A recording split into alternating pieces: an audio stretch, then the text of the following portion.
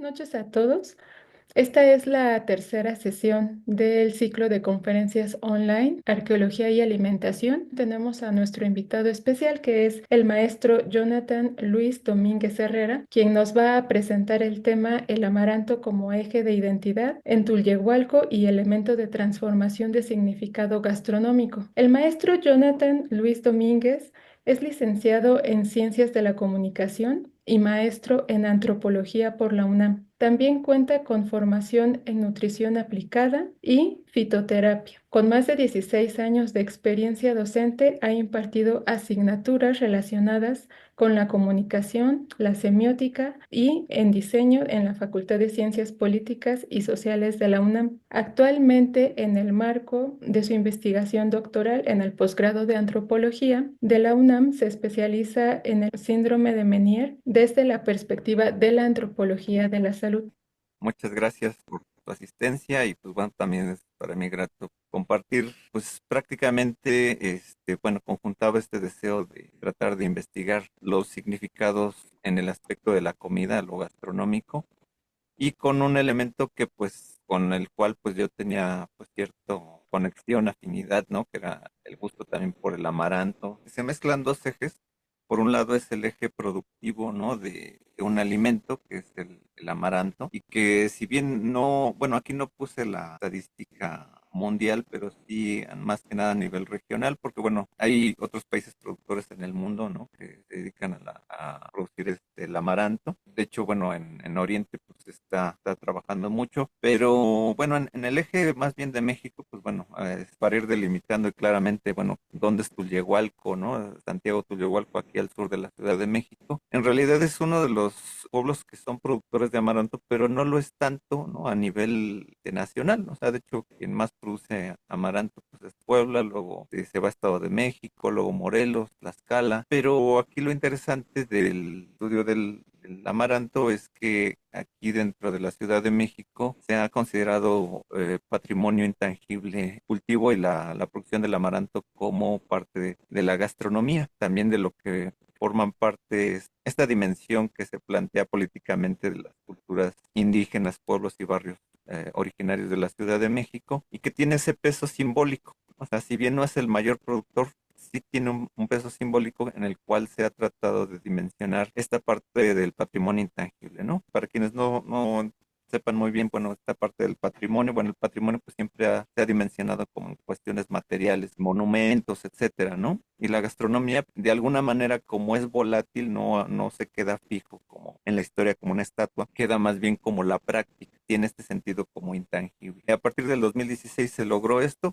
Bueno, yo ya había acabado mi trabajo de prospección en aquel entonces, ¿no? Pues bueno, fue como de los últimos datos que ya quedaron dentro de esta dimensión del amaranto, ¿no? Y bueno, yo hay algunas partes básicas dimensiono, ¿no? Desde mi investigación, pues es hablar un poco de la cosmovisión, ¿no? Y la acción. Para no meterme en dimensiones tan filosóficas, pues más bien la cosmovisión dentro de la particularidad en que la podemos aterrizar en Tulyehualco, pues la forma de ver de la vida, la forma de ver prácticamente el consumo, las dinámicas que implican dimensionar el territorio, el espacio, y en ese orden, bueno, cualquier cultura tiene una cosmovisión particular. Entonces ahí son términos que llego a utilizar frecuentemente, la parte de la cosmovisión en la manera en que interpretamos el mundo desde una visión cultural, regional, y que esto está correlacionado con nuestras prácticas sociales, estas actividades que nos permiten más o menos ir comprendiendo de alrededor de nuestra vida cómo es el mundo, ¿no?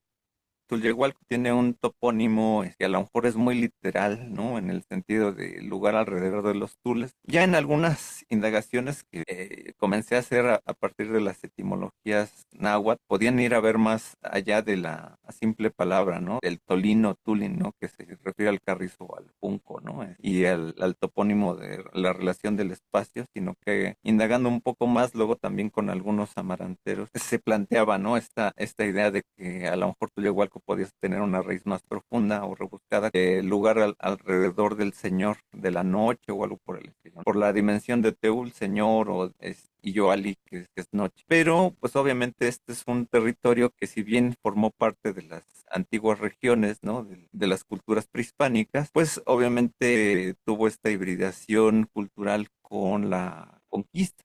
Es interesante que, bueno, ahí en la zona, un lugar que está, bueno, ahí a las orillas de lo que es el volcán Teutli, ¿no? Que es un volcán que está inactivo. Esto permite la siembra, ¿no? De ciertos alimentos, bueno, el maíz, el amaranto. También, pues, más abajo, pues, era zona de ciénegas. El lugar está totalmente vinculado con el agua, ¿no? De hecho, en cierta manera había una dimensión de cultura tlaloquense, ¿no? O en un acervo la figura de Tlaloc, y esto se dimensiona técnicamente en que la fiesta patronal se vincula con Santiago, ¿no? El 25 de julio, que es la época de lluvia. Entonces sabemos muy bien que, bueno, las prácticas santiagueras, pues bueno, ocultan el culto del agua, el culto a Tlaloc. De hecho, los pueblos aledaños, pues obviamente tienen ahí unos nombres, ojo de agua. Entonces la parte del topónimo está relacionada, pues intrínsecamente con esa dimensión, que bueno, si bien no es el Santiago apóstol, ¿no? Es más bien un Santiago medieval, ¿no? Tiene que otras raíces, pero la dimensión se hace un sincretismo. Partiendo de eso, pues hay elementos que tienen que ver pues con la cultura agraria, ¿no?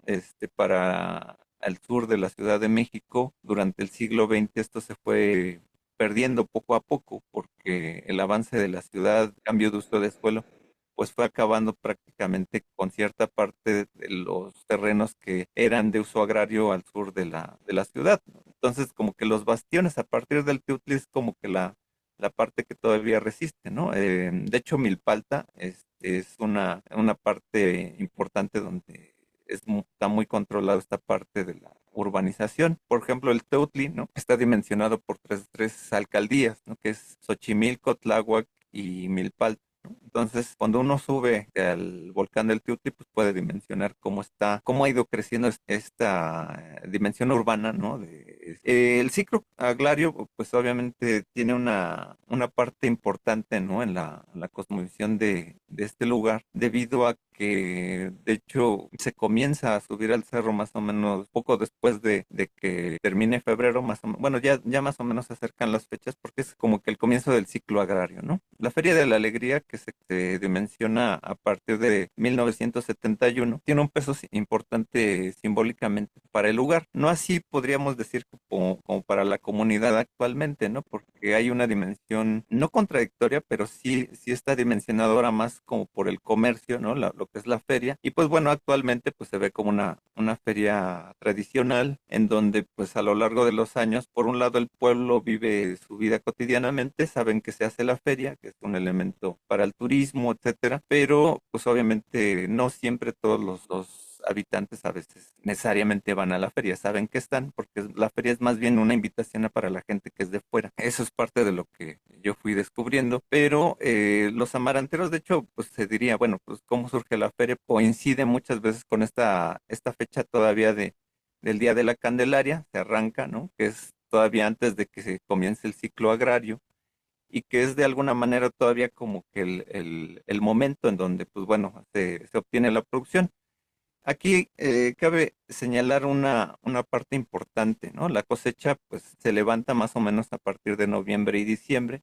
A nivel producción pues no lo es tanto, ¿no? O sea, gran parte del amaranto que a veces se maquila para lo que es la producción de la feria o de los productos en general, a veces ya viene de otras partes del país, ¿no? A veces se trae, sobre todo de Morelos. La tradición de la cosecha que, o sea, aún persevera, ¿no? Con algunas familias de esa, pues a veces forma parte del producto, forma parte también de los dulces, etcétera, pero es una dimensión particular interesante, ¿no? Lo que persevera sobre todo es la parte simbólica. Entonces, bueno, ahí me voy acercando un poco a lo que ya es la parte de la golosina, porque bueno, la golosina como tal que conocemos como la alegría de amaranto, ¿no? Pues es un conglomerado de miel de piloncillo, ¿no? Con amaranto y algunas semilla. Muchas veces se nos otorga o tenemos la idea, ¿no? De la miel en términos la miel de abeja. Eso persevera como un símbolo, pero pues realmente en términos de la manufactura, si uno quiere hacer una alegría de miel de abeja, se va a desbaratar,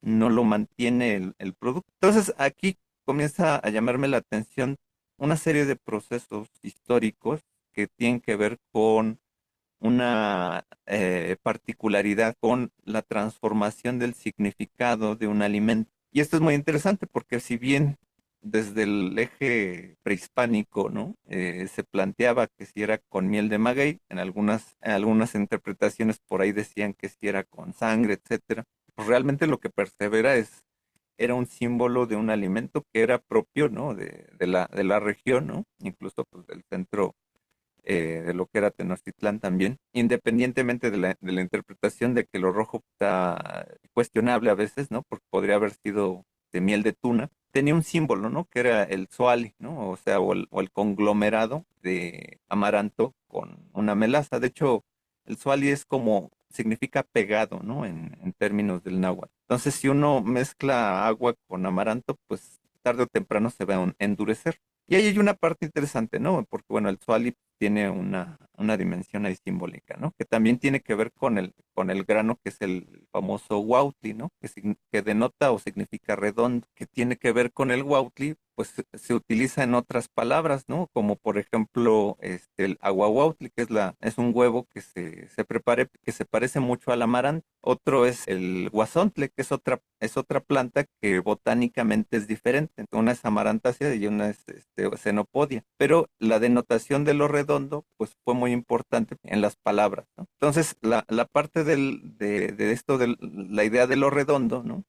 Viene a confrontar cuando llegan los españoles, sobre todo Fray Martín de Valencia, que es uno de los 12 misioneros que van por la región, ¿no? Reinterpreta o trata de retomar la parte de ese alimento, ¿no? Y entonces dice, lo mezcló con miel de abeja y usó un pan que ahora le llamaría alegría, ¿no? Pero en realidad ese producto que le llamaba alegría, y obviamente pues en la tradición franciscana, ¿no? Y que es toda esta hibridación tan compleja que tiene también España, también de mezclas y orígenes también hasta árabes. Lo que, por ejemplo, cuando llegan los españoles para hablar del amaranto o el bledo, de ahí viene la frase de me importa un bledo, que es algo, una semilla muy pequeña, se parecía precisa mucho al sésamo. De hecho, la receta original, ¿no? Como tal, pues realmente que se hace con miel más el sésamo, pues es un dulce originario que tiene que ver desde Babilonia, ¿no? Que es que de ahí viene el platillo del halva, ¿no? Que es como una plasta, como una especie de turrón, ¿no? Entonces,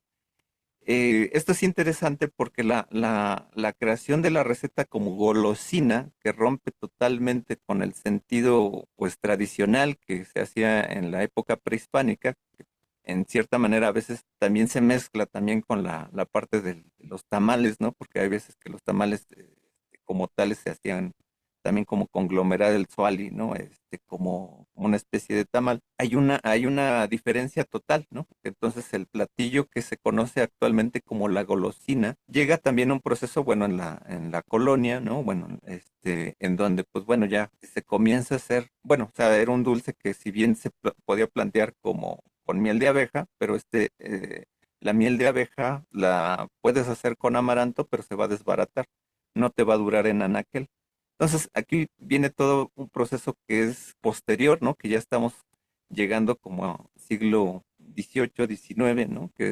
Viene el auge precisamente de la industrialización del azúcar, ¿no? De la caña de azúcar, ¿no? La historia del capitalismo. Y entonces, pues bueno, ya se comienza a experimentar con la miel del piloncillo, ¿no? Entonces ahí el piloncillo comienza a formar parte del dulce y la adición precisamente que tiene de las semillas tiene que ver con más una tradición, incluso con las herencias de la comida andaluz, incluso, pues bueno, toda esta hibridación totalmente de origen árabe, ¿no? Para decirlo en pequeñas frases, la alegría que conocemos en realidad parte más bien de una receta árabe, ¿no? De un dulce que rompe totalmente con lo que antes era la tradición pues prehispánica, ¿no? Que era un alimento que, bueno, actualmente pues se desarrollan muchos alimentos. Y entonces viene esta época en donde, pues bueno, ya siglo XX, urbanizado, ¿no? Y entonces viene toda esta dimensión de hacer embalajes con los dulces, ¿no? O sea, nosotros hemos visto que actualmente vamos a buscar un dulce de alegría y está empaquetado, por ejemplo, en el supermercado. Pero eso es del siglo XX, tiene que ver con la cuestión de la higiene y todo. Todos recordamos al canastero, ¿no? Que llevaba los dulces y son los dulces pelones, ¿no? Y pues, luego nos decía nuestra mamá, ¿no? Pues tienes que lavarte las manos o no comas cosas así, ¿no? Sucias. Implica, ¿no? Entonces, toda esta cultura, ¿no? De la higiene, del embalaje, pero también tiene que ver con el capitalismo, que es cómo puedes mantener un producto por mucho tiempo. O sea, ya casi 30 años, ¿no? Comienza a mezclarse ahora el amaranto con chocolate macizo, que en realidad, pues es la mayor parte de este chocolate es grasa hidrogenada, no es netamente cacao, ¿no? Porque si no saldría mucho más caro. Entonces, toda esta cultura del embalaje hace una transformación del significado a partir de un solo elemento que es un grano, ¿no? Entonces, esta simbología que actualmente tiene, ¿no? Como un producto que tiene que ver ya más con la maquila, más que con un producto gastronómico popular, pues obviamente está direccionado más bien por un eje de ganancia, ¿no? O de sobrevivencia, ¿no? En términos de negocio, ¿no? Si una persona no produce lo suficiente, pues obviamente he visto cómo por alguna cuestión o incluso por la pandemia, pues mermó muchas veces esta parte del negocio y pues obviamente las personas comienzan a vender sus terrenos, etcétera, y paradójicamente pues avanza más la urbanización, ¿no? Obviamente Tulyehualco es un pueblo muy complejo, ¿no? Porque este es uno de los elementos, ¿no? Digo, ahorita lo que estaba reflexionando en el día, entonces precisamente, pues bueno, tiene otros elementos simbólicos. Bueno, de ahí viene la melodía popular que nosotros conocemos como el Cielito Lindo, ¿no? De Quirino Mendoza, que bueno, que ahí también hay otra historia, ¿no? Son partes de la cosmovisión que hay ahí. Otros elementos que, bueno, van aderezando de alguna manera todos estos símbolos de Tulyehualco y con el amaranto, pues obviamente tiene que ver también con la parte nutricional. Tulyehualco es zona donde viven muchos profesores. De hecho, aquí en la foto aparece una profesora que hizo un poema, ¿no?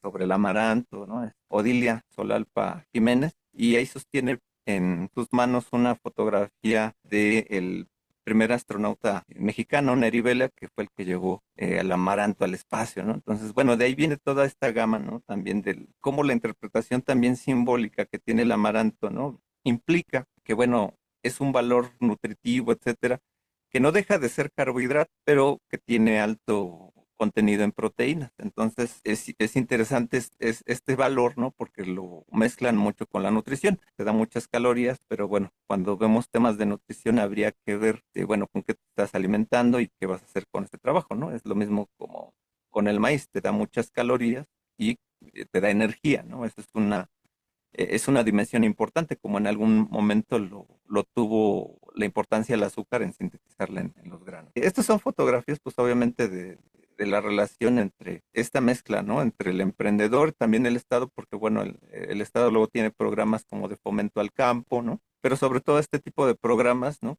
Donde se va vislumbrando esto aquí en la parte mercantil, la dimensión urbana, y que bueno, es como los aspectos que antes tenía todavía de Puebla, pues se han ido modificando poco a poco, ¿no? De las últimas cosas raras que pues bueno, ya uno puede ver, pues bueno, ya el ingrediente de amaranto como es parte simbólica, pues se aplica a todo, se hace pizza de amaranto, se hace, bueno, hay todo lo que tenga que ver con trabajo de horno, esto se implica, ¿no? Ese valor simbólico que puede existir ahí. Y pues bueno, de las cosas interesantes, bueno, que luego encontraba ahí una familia, pues desarrollaba una figura, la figura de Huitzilopochtli, se me olvidó el nombre de la familia, me acuerdo más bien del nombre del señor Chendo, ¿no? Sus hijos hacían la figura de Huitzilopochtli y que hacían ahí el evento ahí al centro de la ciudad, ¿no? Pero bueno, esto ya es toda una parte de la hibridación cultural, de las reinterpretaciones que se hacen, viene a ser un poco la experiencia y pues bueno.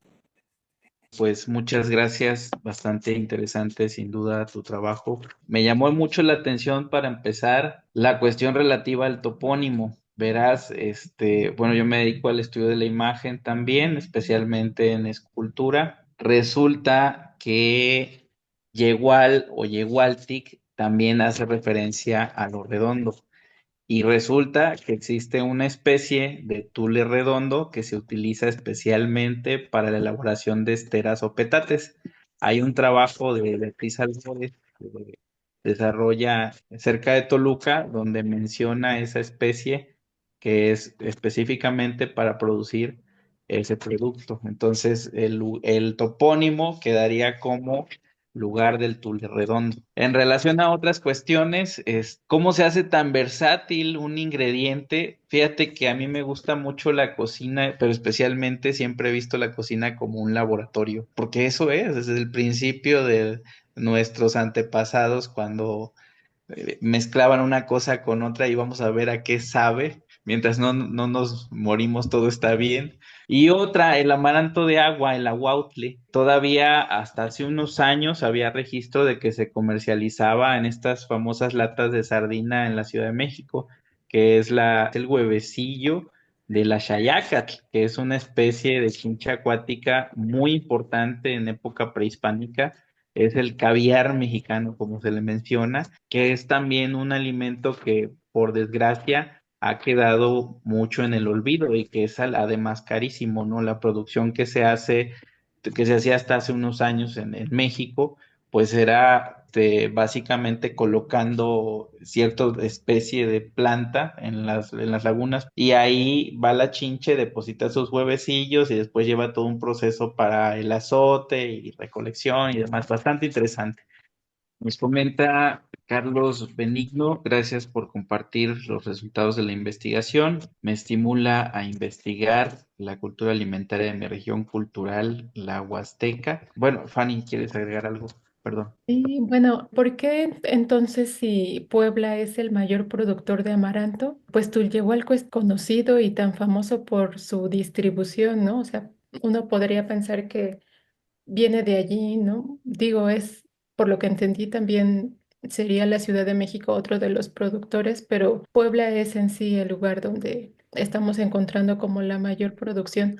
Entonces, no sé, ¿no? A lo mejor si pudieras compartirnos un poquito por qué Tulyehualco es tan conocido. Creo que tiene que ver más bien con un peso narrativo. Se hace como una especie de mitología alrededor del amaranto en esta zona, porque bueno, Tlaxcala también tiene sus dulces, pero como que la respuesta tiene que ver más con una cuestión política.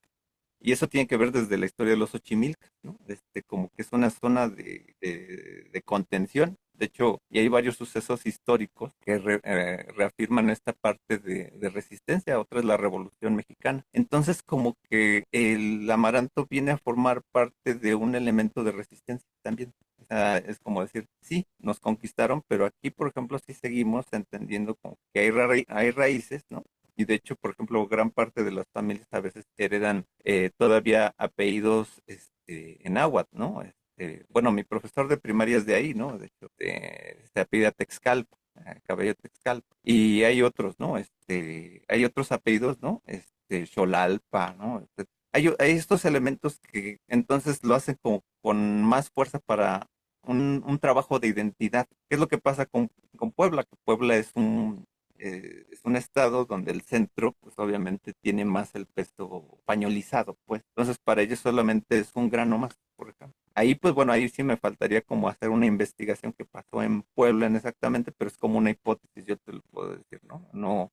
No así tal cual. Y sobre todo porque tú puedes ver las alegrías que se hacen en otras partes del país y la artesanía aquí sí hace la diferencia. Aquí es donde sí le hacen figuras, le hacen muchas otras cosas y entonces creo que va más por ahí. Entonces aquí es como, si bien aquí es como la cuna donde dicen surge la alegría, ¿no? Como tal por Fray Martín de Valencia, pues también aquí es como resistimos, que tiene que ver con la resistencia de la Ciudad de México, ¿no? En no tener una identidad.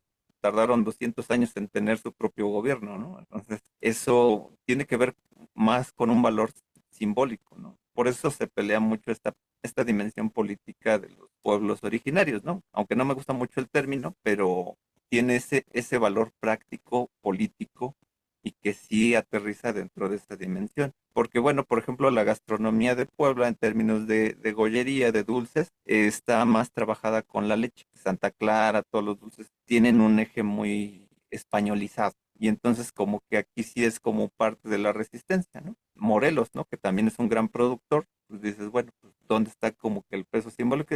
Y entonces aquí es donde sí parte más como que el estudio cultural para decir, el pueblo es el que lo hace, ¿no? Gracias por la ponencia, comenta Dulce Hernández. Comenta África Luna para los interesados en probar el aguautle y se encuentra en la Ciudad de México. Está disponible en el mercado de alimentos del Sencali del Complejo Cultural de Los Pinos. Y bueno, una última pregunta para cerrar.